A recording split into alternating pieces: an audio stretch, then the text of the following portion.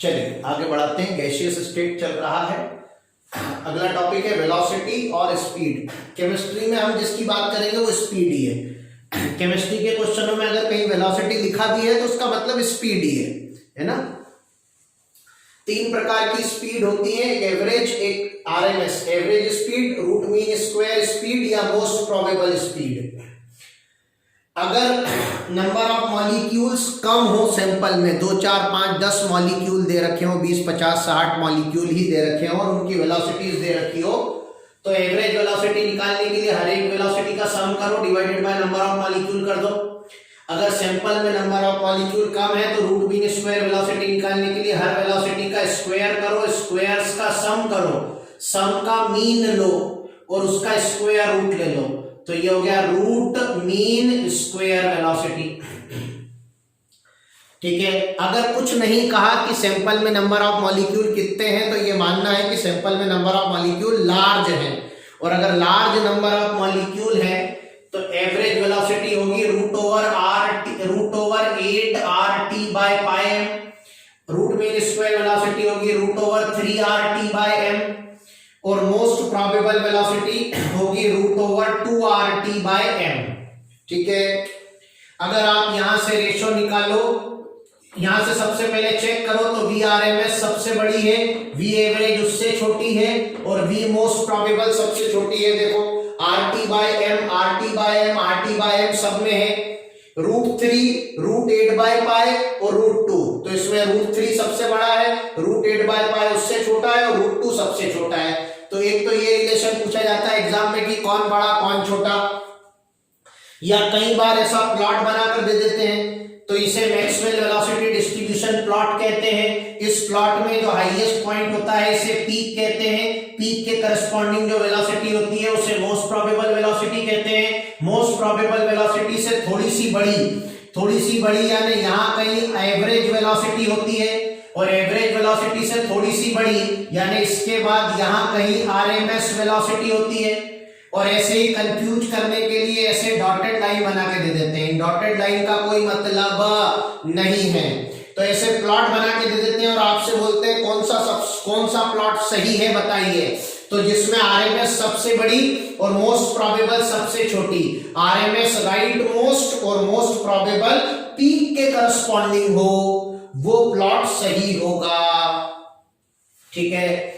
दूसरा क्वेश्चन बनता है जिसमें आपसे रेशो पूछते हैं। क्या पूछते हैं बेटा? रेशो। आपसे कहते हैं Vrms, आपसे कहते हैं Vrms upon V average upon V most probable बता दो। तो ये क्या होगा बेटा? Root 3 is to root 8 by pi is to root 2। जब आप इन्हें डिवाइड कर दोगे तो RT बाय m कैंसिल हो जाएगा। इसमें सबसे छोटा रूट 2 है तो रूट 2 से डिवाइड कर दो, तो ये रूट 1.5 आ जाएगा, रूट 3 बाय रूट 2, ये रूट 4 बाय पाई आ जाएगा और ये 1 आ जाएगा। ठीक है। इसकी न्यूमेरिकल वैल्यू भी पूछी जाती है, लेकिन वो न्यूमेरिकल वैल्यू अगर आप याद कर लें तो बहुत अच्छा है, और याद नहीं भी करें तो सिर्फ इतना ध्यान रखें कि ये वाली वैल्यू 1 है, ये 1 से बड़ी है, और ये वाली इससे भी बड़ी है, और दोनों 1 के निकट हैं, तो आपके सही आंसर तक पहुंच जाओगे। फिर से रिपीट कर देता हूं, ये वाला 1, ये वाला 1 से थोड़ा सा बड़ा, और ये वाला इस वाले से थोड़ा सा बड़ा। बस रेशो में इतना भी ध्यान रख लोगे तो काम हो जाएगा। कोई एग्जैक्ट वैल्यू निकाल के याद करना चाहे कैलकुलेटर से तो याद कर ले, कोई समस्या नहीं है। ठीक है। इसके अलावा आपसे जो क्वेश्चन पूछा जाता है वो पूछा जाता है कंपैरिजन ऑफ वेलोसिटी। तो ध्यान रखिएगा कि वेलोसिटी प्रोपोर्शनल होती है T बाय m के। कोई सी भी वेलोसिटी हो, आप देखो एवरेज वेलोसिटी तो 8r बाय पाई कांस्टेंट, तो प्रोपोर्शनल है root over T by m के। एवरेज आरएमएस वेलोसिटी ये भी root over T by m के प्रोपोर्शनल है, 3r कांस्टेंट हट जाएगा। मोस्ट प्रोबेबल वेलोसिटी ये भी root over T by m के प्रोपोर्शनल है, 2r कांस्टेंट हट जाएगा। अगर आपको एक वेलोसिटी दे रखी है और दूसरी पूछी है सेम टाइप की, आरएमएस दे रखी है, आरएमएस पूछी है, तो आप ऐसे ही करेंगे, रेशो ले लेंगे, तो v2 अपॉन v1 आ जाएगा root over t2 upon t1 into m1 upon m2। m से इनवर्स रिलेशन है तो उल्टा हो जाएगा। इस तरह के बहुत क्वेश्चन पूछे जाते हैं, आप इस तरह से कर सकते हो। या दूसरा क्वेश्चन ऐसे पूछा जाता है कि ये वाली वेलोसिटी दे देते हैं, ये वाली पूछ लेते हैं, तो ये वाली दी हो तो इस फार्मूले से वैल्यू निकाल लो, यहां सब्स्टिट्यूट कर दो, किसकी, RT बाय M की। तो ये वैल्यू दे रखी हो, यहां से RT बाय M की वैल्यू निकाल के यहां रख दो, ये वाली वेलोसिटी आ जाएगी। ये वेलोसिटी दे रखी हो, ये पूछी हो, तो इसकी वैल्यू रखो, यहां से RT बाय M की वैल्यू निकाल के यहां रख दो, ये वेलोसिटी आ जाएगी। अगर आरएमएस दी है, आरएमएस ही पूछी है, मोस्ट प्रोबेबल दी है, मोस्ट प्रोबेबल ही पूछी है, अलग अलग टेम्परेचर पे या अलग अलग गैस के लिए, तो आप ये वाला रिलेशन यूज कर सकते हो।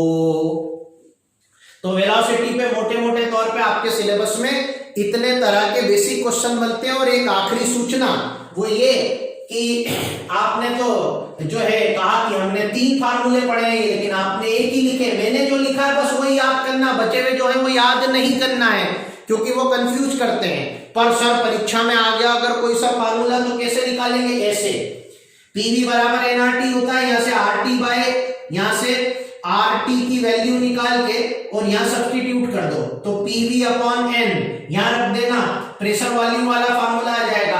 आरटी की जगह पीवी बाय एन यहां रख देना, प्रेशर वाला आ जाएगा। ऐसे ही आरटी बाय एम की जगह पी बाय रो आ जाएगा, तो आरटी बाय एम की जगह पी बाय रो रख देना, डेंसिटी वाला फार्मूला आ जाएगा। आरटी बाय एम की जगह पी बाय रो रख देना, पी बाय रो रख देना, डेंसिटी वाला फार्मूला आ जाएगा। हालांकि ये फार्मूले ज्यादा काम के नहीं है, न्यूमेरिकल सारे इसी से सॉल्व होंगे और कंसेप्चुअल क्वेश्चन भी सारे इसी से सॉल्व होंगे। आखिरी क्वेश्चन थ्योरी का वो क्या है, वेलोसिटी कोई सी भी हो तीनों में से depends only depends on temperature and nature of gas। velocity only depends on temperature and nature of gas। nature of gas यानी मोलर मास, ठीक है, यानी सेम टेम्परेचर पे अलग अलग गैस की वेलोसिटी अलग अलग होगी, अलग अलग टेम्परेचर पे सेम गैस की वेलोसिटी अलग अलग होगी। अगर गैस भी अलग है, टेम्परेचर भी अलग है, तो भी वेलोसिटी अलग अलग होगी। लेकिन अगर मोलर मास सेम है और टेम्परेचर भी सेम है तो वेलोसिटी भी सेम होगी। यानी ऐसी कोई सी भी गैस जिसका T by M ratio same, उसकी वेलोसिटी सेम। तो एक क्वेश्चन ये भी पूछा जाता है कि सेम वेलोसिटी की कंडीशन बता दो, तो T बाय M सेम, तो T1 अपॉन M1 बराबर T2 अपॉन M2। अगर ये कंडीशन सेटिस्फाई हो रही है तो वेलोसिटी सेम आएगी। इतने क्वेश्चन वेलोसिटीज पर बनते हैं, ठीक है। मैक्सवेल वेलोसिटी डिस्ट्रीब्यूशन प्लॉट जो यहां मैंने बनाया था, इसके बारे में इतनी जानकारी होना पर्याप्त है। जो 2 बातें मैं आपसे कह रहा हूं, पहली, ये जो हाइट ऑफ पीक होती है, ये जो पीक की ऊंचाई है यहां से लेके यहां तक, ये जो हाइट ऑफ पीक है ये h, ये m/t के प्रोपोर्शनल होती है। यानी अगर मैंने 2 प्लॉट बनाए, एक 1 वाला और एक 2 वाला, 1 वाले की हाइट ज्यादा थी और 2 वाले की हाइट कम थी, तो मैं कहूंगा m/t for 1 is more than m/t for 2। अब अगर यहां पर गैस सेम है तो मोलर मास सेम हो जाएगा, तो जिसकी पीक नीचे उसका टेम्परेचर ज्यादा, और अगर टेम्परेचर सेम है और गैस अलग अलग है तो जिसकी पीक ज्यादा ऊपर उसका मोलर मास ज्यादा, यानी m1 m2 से बड़ा हो जाएगा। तो एक क्वेश्चन तो ऐसे पूछते हैं कि प्लॉट पहचानवा देते हैं, तो प्लॉट पहचान लेना। कैसे पहचानोगे, अगर सेम गैस के लिए तो जिसकी पीक नीचे उसका टेम्परेचर ज्यादा, और अगर गैस अलग अलग है, टेम्परेचर सेम है, तो जिसकी पीक ऊपर उसका मोलर मास ज्यादा। तो एक तो थ्योरी का क्वेश्चन ये बनता है, और एक थ्योरी की एक लाइन पे बहुत सारे क्वेश्चन बनते हैं, वो लाइन मैं बोल रहा हूं, आप उसे अच्छे से रट डालिएगा, ध्यान रखिएगा, ठीक है। वो ये है कि जब आप सेम गैस के लिए जब आप टेम्परेचर बढ़ाते हो, मैं धीरे धीरे बोल रहा हूं, कान खोल के सुन लेना, जिसको कंफ्यूजन हो, कोई तकलीफ हो, बार बार रिमाइंड करके सुनना। सेम गैस के लिए अगर आप टेम्परेचर बढ़ाओगे तो पीक लोअर होगी, मोस्ट प्रोबेबल वेलोसिटी की वैल्यू बढ़ेगी, पर fraction of molecule having velocity equal to most probable velocity घटेगी। और fraction of molecule having velocity equal to और ग्रेटर देन सर्टेन वेलोसिटी, ये फ्रैक्शन बढ़ेगा। And fraction of molecule having velocity equal to having velocity less than certain velocity, ये fraction घटेगा। तो temperature बढ़ाने से सेम गैस का टेम्परेचर बढ़ाने से क्या क्या होगा, मोस्ट प्रोबेबल वेलोसिटी बढ़ेगी, fraction of molecule having velocity greater than certain velocity बढ़ेगी, fraction of molecule having velocity equal to most probable velocity घटेगा, और fraction of molecule having velocity less than certain velocity भी घटेगा। और temperature बढ़ाने पे same gas के Maxwell velocity distribution plot का पीक लोअर होगा। अगर नहीं समझ में आता बार बार रिवाइंड करके सुनो, ये लाइन याद होना चाहिए, इस पर खूब क्वेश्चन पूछे जाते हैं, माइंड वेल। आगे आते हैं वेलोसिटी काइनेटिक एनर्जी। तो इसमें तीन प्रकार की काइनेटिक एनर्जी होती है, तीनों का क्लियर कट अंतर समझ लो। एवरेज ट्रांसलेशनल काइनेटिक एनर्जी पर मॉलिक्यूल या ऑफ अ मॉलिक्यूल, क्वेश्चन में ऐसे लिखते हैं ऑफ अ मॉलिक्यूल यानी पर मॉलिक्यूल, यानी एक मॉलिक्यूल की एवरेज ट्रांसलेशनल काइनेटिक एनर्जी ये होती है 3/2 kT। इसमें K बोल्ट्जमैन कांस्टेंट होता है और उसकी वैल्यू R/एवोगैड्रो नंबर होती है। ये ओनली डिपेंड्स ऑन टेम्परेचर है, यानी एक मॉलिक्यूल की एवरेज ट्रांसलेशनल काइनेटिक एनर्जी सिर्फ टेम्परेचर पे डिपेंड करती है, यानी अलग अलग गैसों की सेम टेम्परेचर पे एवरेज ट्रांसलेशनल काइनेटिक एनर्जी पर मॉलिक्यूल सेम होगी। इस पे क्वेश्चन बनता है, इस लाइन पे ध्यान रखना, रिमाइंड करके सुन लो। फिर same average translational kinetic energy पर मोल, वहां पर मॉलिक्यूल था, यहां पर मोल या फॉर 1 मोल आ गया तो K की जगह R हो गया, यूनिवर्सल गैस कांस्टेंट। बस rest all remains exactly same, जैसे यहाँ K कांस्टेंट है वैसे यहाँ R कांस्टेंट है, तो यहां पर भी एवरेज ट्रांसलेशनल काइनेटिक एनर्जी पर मोल बिल्कुल पर मॉलिक्यूल जैसी सिर्फ टेम्परेचर पे डिपेंड करती है, यानी अलग अलग गैसों की एवरेज ट्रांसलेशनल काइनेटिक एनर्जी पर मोल या पर मॉलिक्यूल सेम टेम्परेचर पर सेम होगी, अलग अलग टेम्परेचर पे अलग अलग होगी। इस पे भी क्वेश्चन बनता है। और एक है total average translational kinetic energy या और average translational kinetic energy for n mole. n मोल में यहां पर R की जगह nR आ जाएगा, ठीक है। अब ये किस पे डिपेंड करने लगेगी, अब ये प्रोपोर्शनल, ये 3/2 R कांस्टेंट हो गया तो अब ये nR के प्रोपोर्शनल होगी। तो total average translational kinetic energy proportional to mole into T होगी, मोल इनटू टेम्परेचर, यानी total average translational kinetic energy 1 divided by total average translational kinetic energy 2 बराबर N1T1 अपॉन N2T2। तो यहां पर अगर दो अलग अलग गैसेस है, उनका सेम मास दे रखा है और सेम टेम्परेचर दे रखा है, तो total average translational kinetic energy same नहीं होगी। वो जो सेम मास है उसको मोलर मास से डिवाइड करो, मोल आएंगे, टेम्परेचर सेम है, कट जाएगा, लेकिन मोल का रेशियो अलग आएगा, तो total average translational kinetic energy बदल जाएगी। तो इसका ध्यान रखना है, N इंटू T के प्रोपोर्शनल है, सिर्फ T के नहीं है, बाकी सिर्फ टेम्परेचर पे डिपेंड करती है दोनों, ये मोल इंटू टेम्परेचर दोनों पे डिपेंड करता है। तो इतने तरह के क्वेश्चन बनते हैं, इसका ध्यान रखना। एक थ्योरी का क्वेश्चन बनता है जो केटीजी के असम्पशन के पिछले पार्ट में मैं आपको पढ़ा चुका हूं कि बिना टेम्परेचर बदले मॉलिक्यूल की काइनेटिक एनर्जी बदल सकती है ड्यू टू कोलिजन, पर बिना टेम्परेचर बदले टोटल काइनेटिक एनर्जी या एवरेज काइनेटिक एनर्जी नहीं बदल सकती। इसके बाद रेट ऑफ इफ्यूजन और डिफ्यूजन, ठीक है। इफ्यूजन मतलब एक कंटेनर में गैस भरी है, आपने उसमें छेद करा और छेद में से गैस बाहर निकलने लग गई, मतलब इफ्यूजन, ठीक है। और पोरस मीडियम है, दो कंटेनर में गैस भरी है, उनके बीच में एक पोरस मीडियम है, उस पोरस मीडियम से गैस जो है वो इंटरमिंगल हो रही है, तो इसको डिफ्यूजन कहते हैं, कंसेप्ट एक ही है। रेट जो होता है वो प्रोपोर्शनल होता है, प्रोपोर्शनलिटी का साइन हटाया तो कांस्टेंट लगा दिया किसके, प्रेशर ऑफ गैस, ठीक है, इफ्यूजन में। और ए क्या है, एरिया ऑफ ओपनिंग, एम क्या है, नीचे रूट ओवर एम टी है, M molar mass of gas है, टी टेम्परेचर इन केल्विन है। लेकिन जनरली अपने सिलेबस में ए और टी जो है उसे कांस्टेंट ही माना जाता है। तो जब तक कहा न जाए एरिया ऑफ ओपनिंग और टेम्परेचर को कांस्टेंट मानना है तो फार्मूला वैसा हो जाएगा जैसा अपने सिलेबस में नजर आता है, आर बराबर R is proportional to P upon root over M. अच्छा, इसमें आर क्या है, आर है fused mole upon time taken, या और ये इक्वल नहीं होता, इसी को लिखने का दूसरा तरीका होता है इफ्यूज्ड वॉल्यूम अपॉन टाइम टेकन। अब ये ध्यान रखिएगा कि इफ्यूज्ड मोल के ऊपर हम डैश लगाएंगे और जहां हमने डैश नहीं लगाया है वो mole of gas inside the container है, ये अंतर ध्यान रखिएगा। तो जनरली डायरेक्ट फॉर्मूले पे कभी भी क्वेश्चन नहीं आते, हमेशा कंपैरिजन आता है इफ्यूजन डिफ्यूजन पे, इसलिए ध्यान रखिएगा।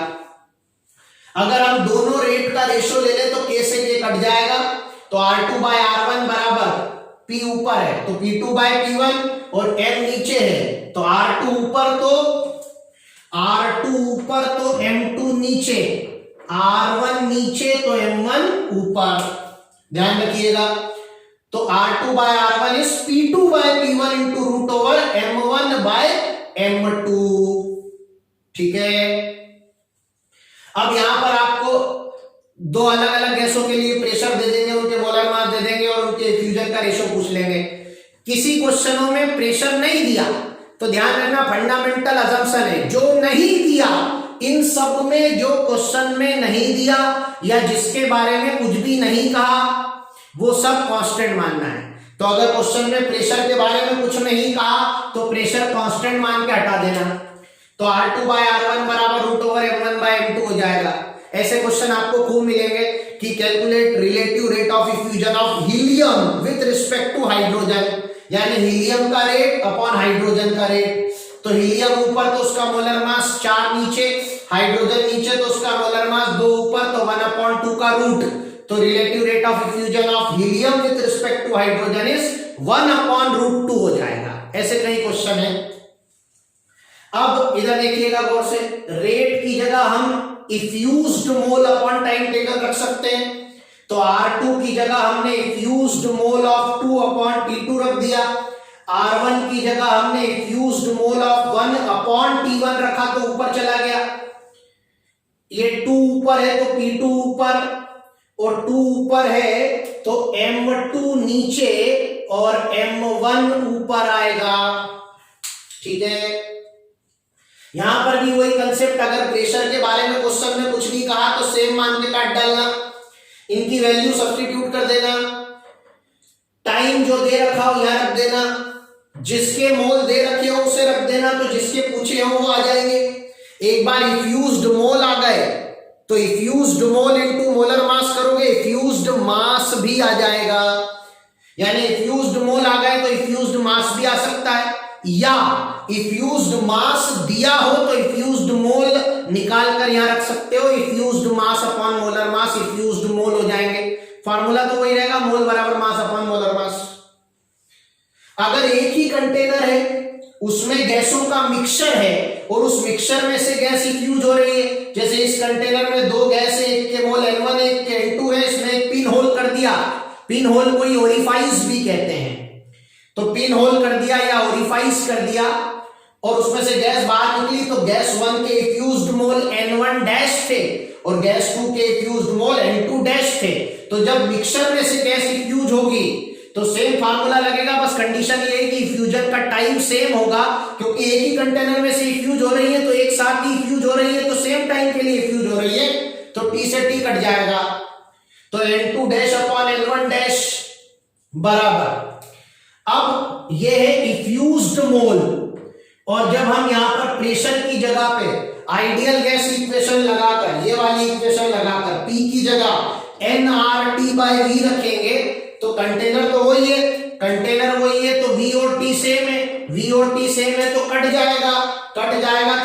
प्रेशर का रेशियो है वही मोल का रेशियो होगा, क्योंकि V और T कट जाएगा तो यहाँ पर प्रेशर की जगह मोल आ जाएंगे। लेकिन ये मोल और ये मोल में क्या अंतर है, ये वाले मोल इफ्यूज्ड मोल है और ये मोल है mole initially present in the container. ये वाला N1 यहां है, ये वाला N2 यहां है, और इफ्यूज्ड मोल N2 के यहां है और N1 के यहां है। N2 ऊपर है तो उसका मोलर मास रूट के अंदर नीचे, और N1 नीचे है तो उसका मोलर मास ऊपर। इस पर भी खूब क्वेश्चन पूछे जाते हैं, इसलिए ध्यान रखिएगा। और एक और जनरल क्वेश्चन है, ये ट्यूब ले लेते हैं, उसमें एक तरफ से एक गैस डालते हैं, दूसरी तरफ से दूसरी गैस डालते हैं।